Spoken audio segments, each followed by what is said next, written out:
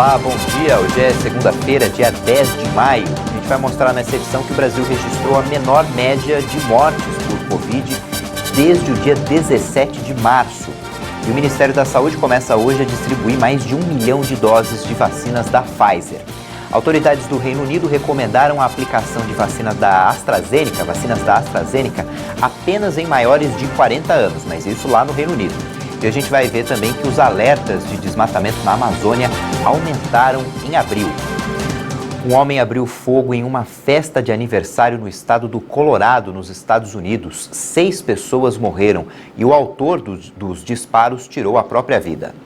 A polícia de Colorado Springs respondeu a uma chamada de emergência em um estacionamento para trailers, onde encontraram 6 adultos mortos a tiros e um homem gravemente ferido.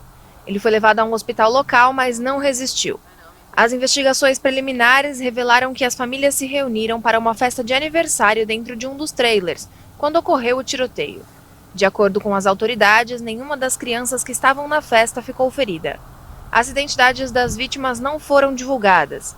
Em abril, o presidente Joe Biden chamou a violência armada de uma epidemia e um constrangimento internacional para os Estados Unidos. De acordo com o Gun Violence Archive, em 2020, o país registrou mais de 43 mil mortes por armas de fogo. O governo federal começa a distribuir hoje mais 1 milhão e 100 mil doses de vacinas da Pfizer. As doses vão para a primeira aplicação em pessoas de grupos prioritários, pessoas com comorbidades, deficiência permanente, além de gestantes e mulheres que deram à luz recentemente. Na semana passada, o Ministério da Saúde enviou o primeiro lote da Pfizer com 1 milhão de vacinas. Um novo contrato com 100 milhões de doses está para ser fechado com a farmacêutica. A Justiça Eleitoral vai ajudar na campanha de vacinação em massa contra a Covid em Botucatu, no interior de São Paulo. A cidade foi escolhida para fazer parte de um estudo clínico sobre a efetividade da vacina da AstraZeneca. O Tribunal Regional Eleitoral de São Paulo assinou um acordo de cooperação com a Prefeitura de Botucatu. A intenção é apoiar na organização da vacinação em massa contra a Covid-19. A ideia é que cerca de 106 mil habitantes da cidade recebam a primeira dose da vacina em uma única data, ainda a ser definida. Para isso, a logística do evento vai seguir os moldes de uma eleição. O TRE São Paulo vai fornecer a listagem de colégios eleitorais e sessões eleitorais. Segundo o plano estratégico, cada cidadão deve se deslocar para a sua sessão eleitoral, onde vai passar por uma primeira triagem. Ele terá que levar seu título de eleitor, documentação de identificação e comprovante de residência. A pessoa que não tiver o título na cidade, mas resida por lá, pode comprovar a sua residência com outro documento. A Justiça vai fornecer uma autorização para que a pessoa tome a vacina no mesmo local de votação. No total, são 45 pontos definidos com 303 sessões de vacinação. E para auxiliar nos trabalhos de triagem e identificação dos cidadãos, os mesários dos pleitos devem participar da campanha. Para o estudo clínico, toda a população de Botucatu vai receber 2 doses da vacina e os casos positivos na região vão ser sequenciados. O objetivo é saber a efetividade da vacina produzida no Brasil pela Fundação Oswaldo Cruz. Na nova fase de restrições no estado de São Paulo, os setores de comércio e serviços agora podem funcionar com capacidade de 30% e até às 9 horas da noite, 1 hora a mais do que era permitido. A mudança foi anunciada pelo governo do estado. Os parques e praias continuam com o mesmo horário da etapa anterior, entre 6 da manhã e 6 da tarde. As academias podem funcionar a partir de hoje, das 6 da manhã às 9 da noite. E as escolas podem receber até 35% da capacidade total de alunos, já que as aulas agora são consideradas essenciais pelo governo estadual. O toque de recolher será das 9 da noite às 5 da manhã. De acordo com o Centro de Contingência da Covid, houve uma leve melhora nos índices de novos casos, internações e óbitos pela doença no estado. Mas no fim de semana, o estado passou da marca de 100 mil mortes pela Covid-19, contando desde o início da pandemia. A Organização Mundial da Saúde aprovou o uso emergencial da vacina chinesa Sinopharm. Mais uma vacina ganha aval emergencial na luta contra a tragédia da Covid-19. Trata-se do imunizante da farmacêutica chinesa Sinopharm. A homologação de urgência foi anunciada pela Organização Mundial da Saúde. This afternoon, WHO A OMS autorizou o uso de emergência para a Sinopharm, a vacina contra a Covid-19 de Pequim. O imunizante se torna o sexto a receber validação para segurança, eficácia e qualidade. for safety, efficacy and quality. O primeiro imunizante chinês aprovado pela organização só pode ser usado em pessoas de mais de 18 anos. As discussões para padronizar uma segunda vacina chinesa, a Coronavac, estão em andamento. Outra vacina Sinopharm, feita neste caso em Wuhan, também está sendo estudada para aprovação pela OMS. A entidade já aprovou o imunizante da Moderna, da Pfizer e BioNTech e 2 vacinas AstraZeneca, que apesar de idênticas são fabricadas em países diferentes, Índia e Coreia do Sul. Fecha a lista da OMS o imunizante da Johnson & Johnson.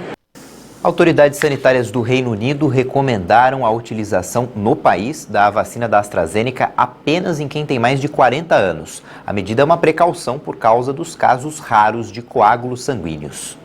Em abril, o mesmo organismo já tinha aconselhado que o imunizante desenvolvido em parceria com a Universidade de Oxford fosse administrado apenas para maiores de 30 anos. O regulador britânico de medicamentos anunciou em entrevista coletiva ter registrado 242 casos de coágulos sanguíneos raros em pessoas que receberam a vacina, entre as mais de 28 milhões de doses aplicadas. Autoridades, no entanto, garantem que os benefícios da vacinação continuam maiores do que os riscos apresentados pela Covid-19 para a grande maioria da população, especialmente os idosos. Devido aos casos de coágulos, vários países europeus suspenderam o uso abaixo de determinada idade da vacina da AstraZeneca. Em abril, a Agência Europeia de Medicamentos disse que os coágulos sanguíneos deveriam constar como um efeito colateral muito raro da vacina e que a relação risco-benefício permanecia positiva.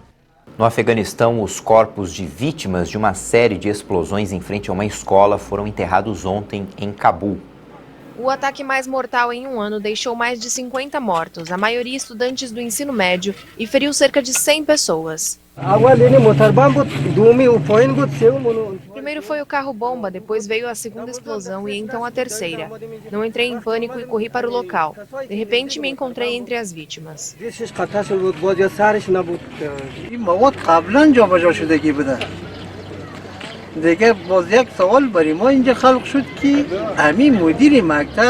Eu acho que as bombas tinham sido colocadas antes. A questão é porque a escola primária e os professores liberaram os alunos às 4h30, quando o horário oficial é normalmente por volta das 4h50 ou 4h55. Essa é a minha principal queixa, e isso deve ser investigado pelos oficiais ou pela mídia. Pela manhã, no local do atentado, livros e mochilas das meninas ainda estavam espalhados pelo chão.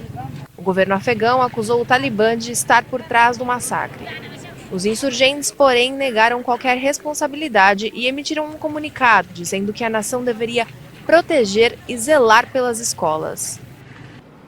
Os alertas de desmatamento na Amazônia Legal aumentaram e foram os maiores para o mês de abril desde 2016. O INPE informou que é o segundo mês seguido em que os índices batem recordes históricos. Até o dia 29, havia 581 quilômetros quadrados sob alerta na região amazônica. Os avisos de desmatamento foram feitos pelo Sistema de Detecção de Desmatamento em Tempo Real, o DETER, do INPE, que não é oficial. A ferramenta dá sinais de alterações na floresta, tanto em áreas totalmente desmatadas, como para aquelas em processo de degradação. Já em janeiro deste ano, foi registrado o menor desmatamento de toda a série. Na cúpula sobre o clima, o presidente Jair Bolsonaro falou que o seu governo vai combater o desmatamento. Uma semana antes, Bolsonaro também publicou uma meta de redução no desmatamento da Amazônia. A medição oficial é feita pelo sistema PRODES. E os últimos dados divulgados apontaram que a área desmatada na Amazônia Legal foi de 11 mil quilômetros quadrados na temporada de 2019 a 2020. A Amazônia Legal corresponde a 59% do território brasileiro e engloba a área de 8 estados. Pode chover em grande parte do país nessa segunda-feira, então vamos ver como é que fica o tempo hoje em todo o Brasil. O avanço de uma frente fria no sul do Rio Grande do Sul vai provocar instabilidades no centro-sul do estado gaúcho.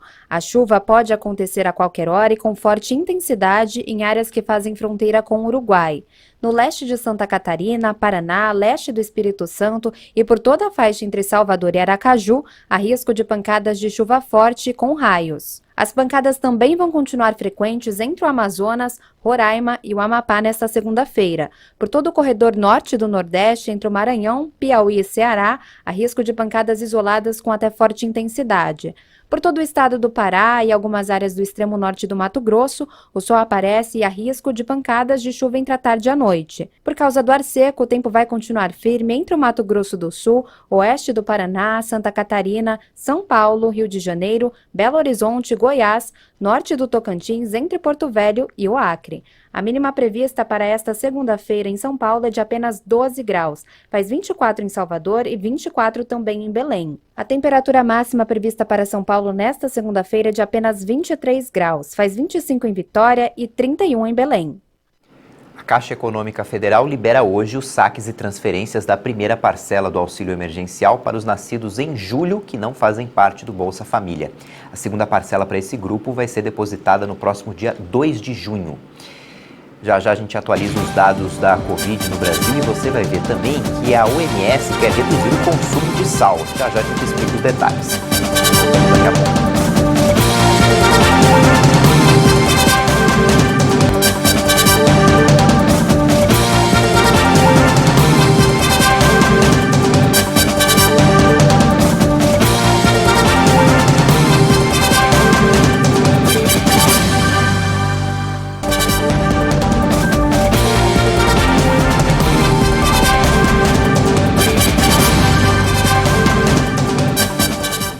O Ministério da Saúde informou que o Brasil já registra mais de 422 mil vítimas da Covid-19 e o país teve de um dia para o outro a confirmação de mais de 38 mil casos da doença. O Brasil registrou mais 1.024 mortes por Covid em 24 horas. De acordo com a pasta da Saúde, o país tem agora 422.340 vítimas. Também houve o registro de mais 38.911 novos casos. No total, mais de 15.184.000 diagnósticos positivos já foram contabilizados. A média móvel de mortes nos últimos 7 dias baixou mais um pouco e está em 2.100 vítimas diárias. Esta é a menor média móvel de mortes registrada desde 17 de março, quando estava em 2.031 vítimas. E a curva de novos casos ficou em 61.411 confirmações por dia. No mapa da evolução da doença pelo país, podemos verificar que dessa vez nenhum estado registrou alta nas mortes. Em estabilidade estão 11 estados: Bahia, Ceará, Maranhão, Minas Gerais, Paraíba, Paraná, Piauí, Rio de Janeiro, São Paulo, Sergipe e Tocantins. Já em queda, aparecem 16 unidades da federação: Acre, Alagoas, Amapá, Amazonas, Distrito Federal, Espírito Santo, Goiás, Mato Grosso do Sul, Pará, Pernambuco, Rio Grande do Norte, Rio Grande do Sul, Rondônia, Roraima e Santa Catarina. O país já aplicou mais de 53 milhões e 64 mil doses de vacinas da Pfizer, AstraZeneca e Coronavac. Segundo o Ministério da Saúde e as secretarias estaduais, mais de 35 milhões e 318 mil brasileiros foram vacinados com a primeira dose e isso equivale a 16,68% da população. E mais de 17 milhões e 746 mil pessoas receberam a segunda dose, que garante a imunidade contra o coronavírus. Mais de 1 milhão e 111 mil doses foram aplicadas de um dia para o outro. Os estados que mais vacinaram a população, proporcionalmente, são Mato Grosso do Sul, Rio Grande do Sul e o Espírito Santo. O balanço da Universidade Johns Hopkins dos Estados Unidos aponta que o mundo já tem 158 milhões e 355 mil casos confirmados de Covid desde o início da pandemia e o mundo se aproxima de 3 milhões e 300 mil mortes. São agora 3 milhões e 293 mil vítimas até o momento. O preço médio da cesta básica subiu em 15 das 17 capitais brasileiras pesquisadas pelo Diese. A mais cara custa R$ 622 e é vendida em Florianópolis, em Santa Catarina. A mais barata, de R$ 457, é a de Salvador, na Bahia. E com base nesses valores, o Diese, o Departamento Intersindical de Estatística e Estudos Socioeconômicos, estima que o salário mínimo para uma família com pai, mãe e 2 filhos deveria ser de R$ 5.300. A Organização Mundial da Saúde propôs um limite de sódio na indústria de alimentos para reduzir o consumo de sal. O uso excessivo está relacionado ao aumento das doenças cardiovasculares. A Organização Mundial da Saúde reuniu dados de 41 países para definir os índices de sódio recomendados para a indústria de alimentos. O relatório estabelece os limites que podem ajudar a reduzir 30% do consumo de sal do planeta até 2025. Desde 2020, a OMS começou a desenvolver estudos sobre a quantidade de sal em cada produto. O objetivo principal é estabelecer quais são os níveis máximos permitidos de acordo com cada categoria de alimentos. No relatório, a quantidade estipulada está de acordo com a experiência de diferentes países, entre eles o Brasil, o Reino Unido, a Austrália e os Estados Unidos. A organização internacional recomenda que cada pessoa não ultrapasse o consumo diário de 5 gramas de sal, o equivalente a 2 gramas de sódio. O consumo exagerado de sal pode fazer mal à saúde. O produto aumenta a pressão arterial e, consequentemente, o risco de problemas cardiovasculares, a principal causa de mortes no planeta por doenças não infecciosas. Além disso, os especialistas que assinaram o relatório apontam outros benefícios de uma ingestão controlada de sódio: redução da incidência de doenças renais crônicas, obesidade, câncer de estômago e outras doenças hepáticas. Depois de vários rumores sobre a sua saída, Neymar renovou o contrato por 3 temporadas com o Paris Saint-Germain.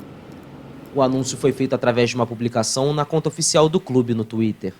O atacante desembarcou na capital francesa em 2017 com uma contratação mais cara da história do futebol, por 270 milhões de dólares. Em uma coletiva de imprensa, o técnico do PSG, o argentino Mauricio Pochettino, falou sobre a renovação.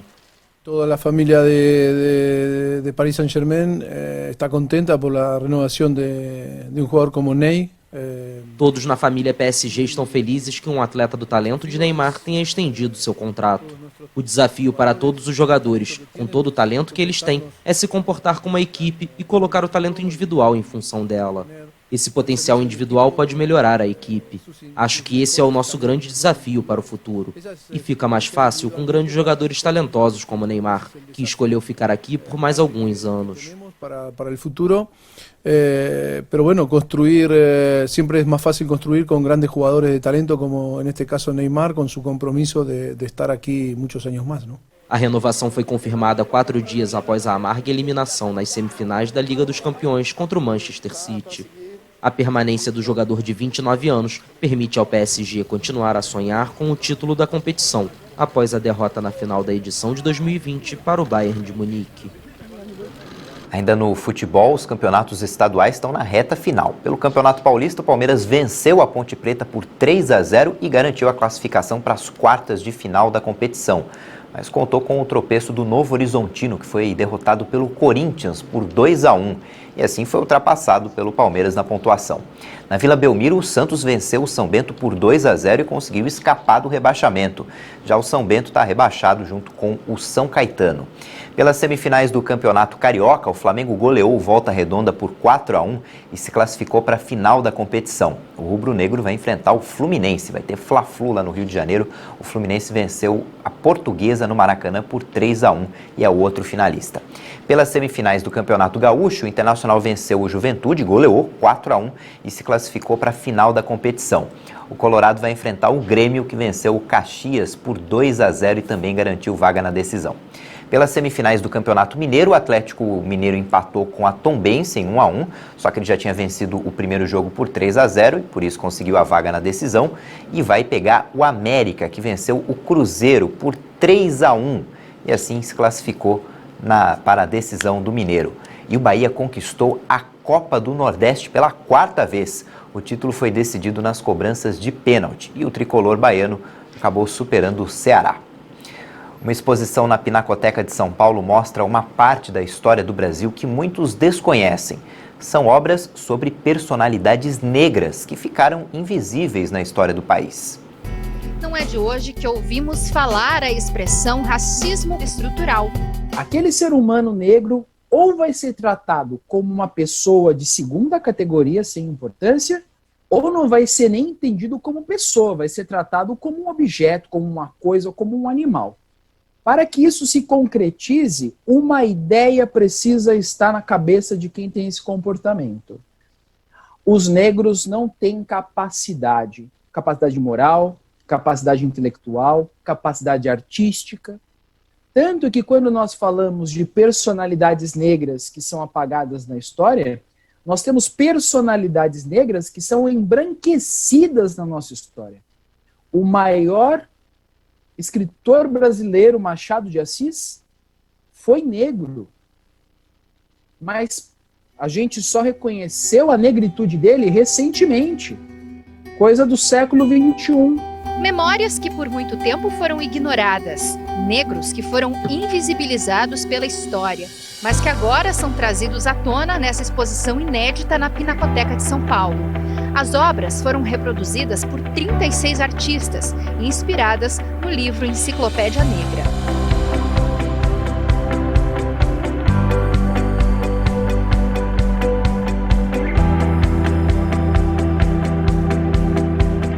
Há registros de quem liderou movimentos de resistência, negociou condições de emprego e de vida, de mulheres que tiveram que ser separadas de seus filhos, das que com seu trabalho conseguiram comprar sua liberdade, antes condicionada a um documento, a Carta de Alforria, de professores, advogados, artistas e tantos outros que ajudaram a construir a biografia do Brasil.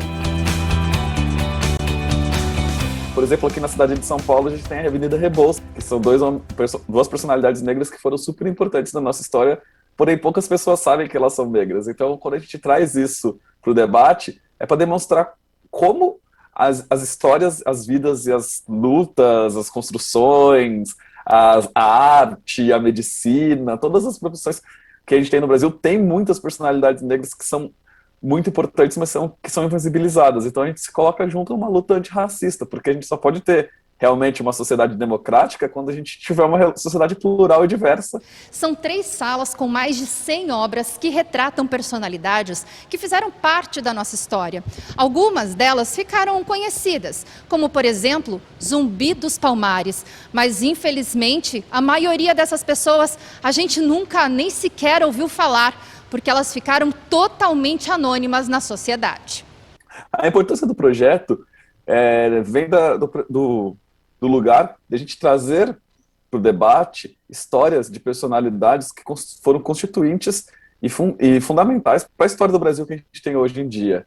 Isso é importante porque é uma forma também de combater o racismo que a gente vive hoje em dia na sociedade brasileira.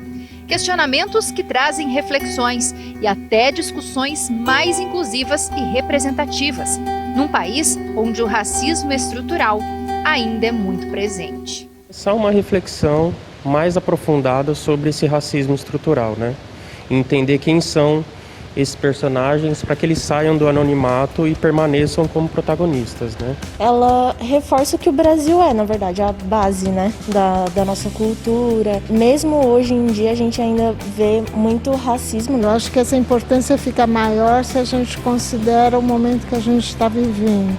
Toda e qualquer forma de arte, ela é também uma forma de provocação. E eu acho que provocar as pessoas para recuperar um pouco dessa história, para compreender um pouco desse caos que a gente está vivendo, é sempre uma contribuição para o bem-estar das pessoas, porque o trazer o questionamento traz também alternativas, e alternativas dentre elas tem uma coisa de esperança. Então eu acho muito adequado e conveniente. Quem puder, não deve deixar de tomar contato.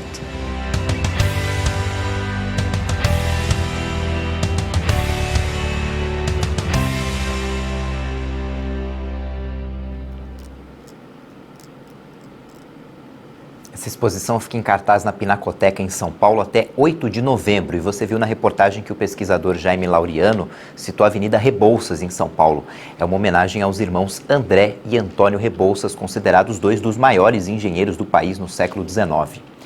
Essa edição fica por aqui. Você confere outras informações às 10 da manhã no horário de Brasília com a Patrícia Velenic. E no YouTube você pode rever nossas reportagens. Tchau, bom dia e boa semana.